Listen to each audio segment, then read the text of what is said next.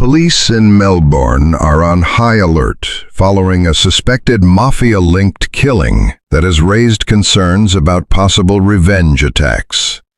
The victim, a 64-year-old man named John Latorre, was shot dead outside his home in the quiet suburb of Greenvale. It was early Tuesday morning, and the sun hadn't yet risen when John's alarm broke the silence. As he had done for years, he got out of bed before dawn. Same routine, same steps. Nothing seemed out of the ordinary. Around 4:30 a.m., he stepped outside, ready for another day running his produce business at the Melbourne market in Epping. His life ran like clockwork, from farming in the rich soils of the Goulburn Valley to making pre-dawn deliveries. But that strict routine may have made him an easy target. As John opened his garage and stepped into the chilly morning air, someone was waiting. Silent, hidden. In just seconds, multiple shots were fired, hitting him in the upper body. There was no warning, no chance to react. One of the two women inside the home, believed to be his daughter, heard the shots and rushed outside, only to find John lying in the driveway in a pool of blood. His injuries were too severe. Emergency crews couldn't save him. He was pronounced dead at the scene. The shooter didn't stick around. Witnesses reported hearing a motorcycle speed off into the darkness right after the gunfire. At first, media outlets portrayed John as a hard-working businessman, a disciplined, early-rising family man who sold fruit and vegetables. But soon, a darker version of John Latorre began to emerge. Investigators now believe John wasn't just a produce trader. He was allegedly tied to the Ndrangheta, one of the most feared mafia groups in the world. By day, he was a well-known trader. By night, part of a hidden criminal underworld. The Ndrangheta, also known as the Honored Society, has operated quietly in Australia for more than a century. Their influence extends far beyond under-the-table deals. They've embedded themselves within legitimate industries, operating behind the scenes. Their code centers around loyalty, family, and absolute silence. The origins of this underworld stretch back to 1922, when a ship called the Red Italia arrived in Adelaide, carrying over 1,000 Italian immigrants, at least 3 of whom had ties to mafia families in southern Italy. From there, the Calabrian mafia took root in cities like Melbourne, Sydney, and Perth. Over time, the network expanded, supported by decades of migration and strong family bonds. They built their criminal infrastructure slowly, and some families eventually ran vast wholesale operations, market stalls, farms, and distribution companies that looked perfectly legitimate on paper. But behind the stacks of zucchinis, police believe something much darker was unfolding. Investigating these families is incredibly difficult. They are tight-knit, and trust is everything. Breaking through that loyalty is nearly impossible. Major police operations, like Operation Inca in 2008 and Operation Ironside in 2021, made headlines and disrupted parts of the network. But the top-level leadership has remained elusive. The Ndrangheta doesn't flaunt its power. No beachfront mansions, no flashy cars. They blend in, using legal businesses to conceal their real income and never drawing attention to themselves. And above all, they live by one rule: never speak. Years ago, investigative journalist Nick McKenzie arranged a quiet meeting with John Latorre at a small cafe in Melbourne. When Mackenzie brought up the idea of the Calabrian mafia operating in Australia, John brushed it off, laughing, deflecting, uninterested in engaging. But now, in the aftermath of his assassination, the whispers are growing louder. Behind the image of a hard-working family man, a more complex and dangerous truth may have been hiding in plain sight. People usually deflect or deny when they're hiding something, or just used to avoiding uncomfortable questions. That was exactly how John Latorre responded. He dismissed all allegations, insisting there was no mafia, just a close-knit Calabrian community looking out for each other. All the talk of organized crime, he said, was nothing more than fiction.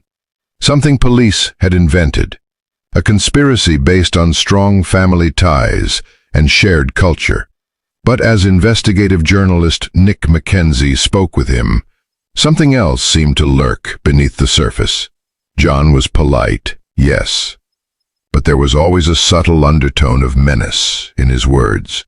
When Mackenzie cautiously brought up the murders of several men associated with the Calabrian network, John didn't react. He stayed calm, cold, and completely unbothered. If John knew anything, and police believe he did, he wasn't about to say a word. He played it cool, like someone who had seen far more than he let on. Someone who understood what could happen if you ever opened your mouth. According to Mackenzie, John had that quiet confidence that comes from holding secrets, and from knowing the cost of revealing them. Publicly, he appeared to be a modest, hard-working fruit seller. But behind the scenes, Australian authorities believed he was something much more. A key figure in the Calabrian mafia. A capo, or captain. Not the boss, but still someone with real power and deep connections. He didn't have a long criminal record, and he always denied any mafia ties. But the people he associated with told it. Before being gunned down in 1992 in what appeared to be a classic underworld hit, Alfonso had built a formidable reputation. His father-in-law, Lori Benudo, was also a heavyweight in the criminal scene, and had wanted Alfonso to take over leadership. Alfonso refused, and not long after, he was murdered in Hampton. Strangely, something similar had happened to Alfonso's father, Vincenzo Muratori, a known mafia accountant, and a significant figure at the Victoria Market. He, too, was shot dead decades earlier. John Latorre wasn't just an acquaintance of Alfonso, he was the best man at his wedding. Alfonso had also been his boss at the Footscray Fruit Market, a location long suspected of being a mafia stronghold. When police questioned John about Alfonso's murder, he gave them nothing. Just another brick in the wall of silence that has always protected the so-called honored society. After Alfonso's death, John began working for Frank Benudo, another alleged mafia figure and one of the top players in Melbourne's underworld. Frank was murdered in 2000, and police suspect it may have been payback for Alfonso's killing years earlier. John downplayed his relationship with Frank, but investigators didn't believe him. To them, the pattern was clear. John was consistently close to powerful underworld figures, always near the center of activity. If John was discreet, his brother Vincent was the opposite. Vincent Latorre was well known to police for his involvement in violence and intimidation, particularly in extorting fruit and vegetable growers across rural Victoria. In the 2000s, Vincent led an extortion ring in the Goulburn Valley, using threats and fear to extract money from farmers just trying to make a living. In 2009, he was sentenced to 11.5 years in prison for blackmail, death threats, and extortion. The judge condemned him for preying on vulnerable people and ordered him to pay $120,000 in compensation. Vincent's name also surfaced in one of Australia's most disturbing mafia-related killings, the 1991 murder of 20-year-old Rocco Iremia. Both Vincent and Rocco had been charged in connection with a $500,000 robbery that targeted a wealthy market gardener near Bendigo. But before the trial began, Rocco vanished. Without him, the case against Vincent collapsed. He was acquitted. Years later, in 1998, something horrifying was uncovered. Workers preparing a grave at a Shepperton cemetery, meant for an elderly man to be buried next to his wife, found a second body hidden in the plot. It was Rocco, wrapped in plastic and covered in lime. A 2006 inquest led by coroner Peter Spanos concluded that Vincent either murdered Rocco or arranged for someone else to kill him to prevent him from testifying. The motive? Despite the damning findings, no one was ever charged. There is one more crucial link between John Latorre and the Calabrian mafia. His long-standing friendship with known underworld figure Francesco Frank Maduri. Between 2003 and 2006, journalist Nick McKenzie uncovered that John Latorre donated $10,000 to the Liberal Party. He wasn't alone. Several individuals linked to the Calabrian mafia also made significant political donations during that period, seemingly as a way to gain influence. In the early 2000s, John and others with suspected mafia ties tried to use political connections to stop the deportation of Francesco Madaferi, a known underworld figure with a criminal record. Immigration Minister Philip Ruddock denied the request, but Amanda Van Stone approved it, citing the unfairness of separating Madaferi from his wife and children. The decision raised suspicions. A later expose revealed that people linked to the Calabrian mafia, including John, had donated generously to the Liberal Party around that time. This led to a federal police investigation. No charges were filed, but the situation caused a significant stir. John admitted to donating the money and acknowledged he had done it to influence the visa decision. He downplayed the move as simply helping out a friend. Nothing more. Madaferi was allowed to remain in Australia. But things escalated in 2007, when authorities uncovered one of the largest drug busts in history. More than 15 million ecstasy pills hidden inside tins of Italian tomatoes shipped from Naples. The street value was estimated at $122 million.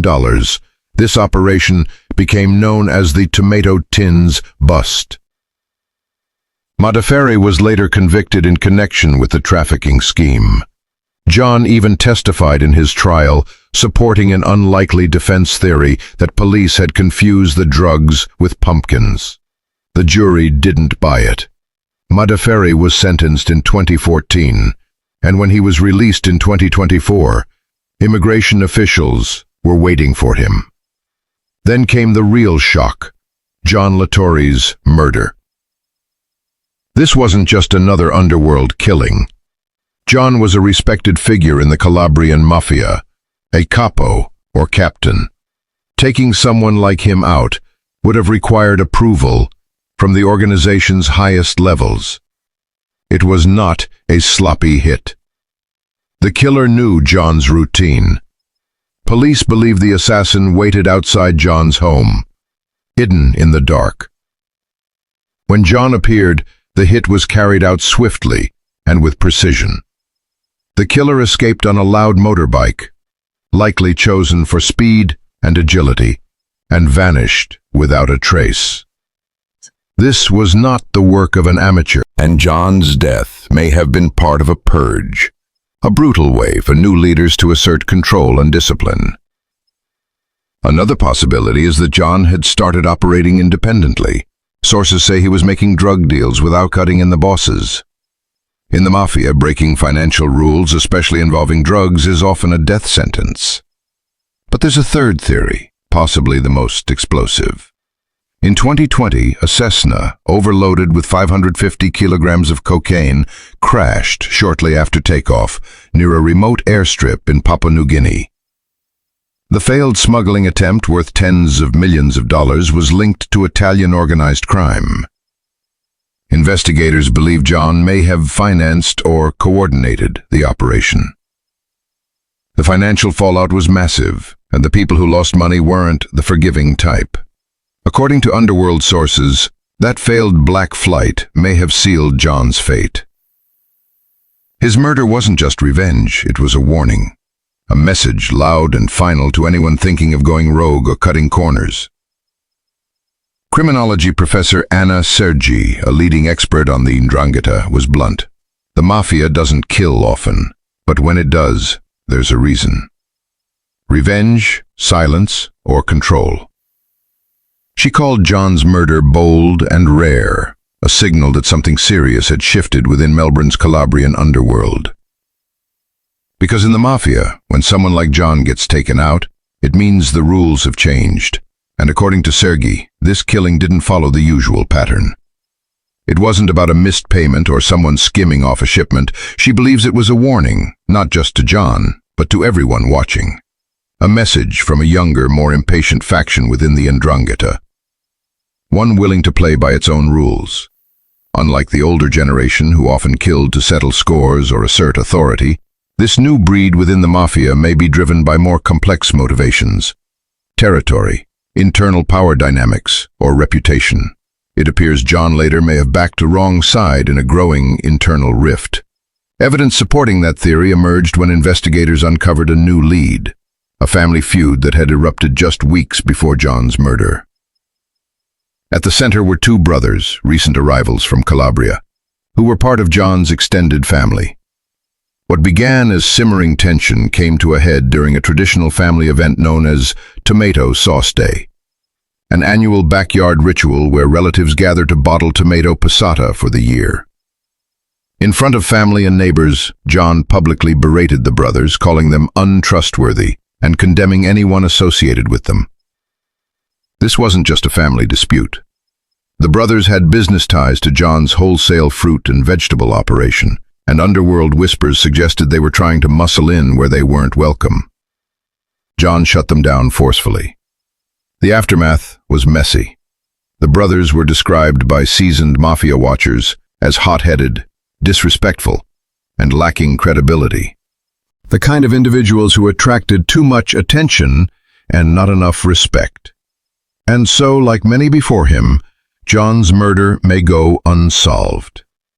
Another calculated execution, added to a growing list of cold cases, a stark reminder that in the shadowy world of the Ndrangheta, silence isn't just a tradition, it's the law.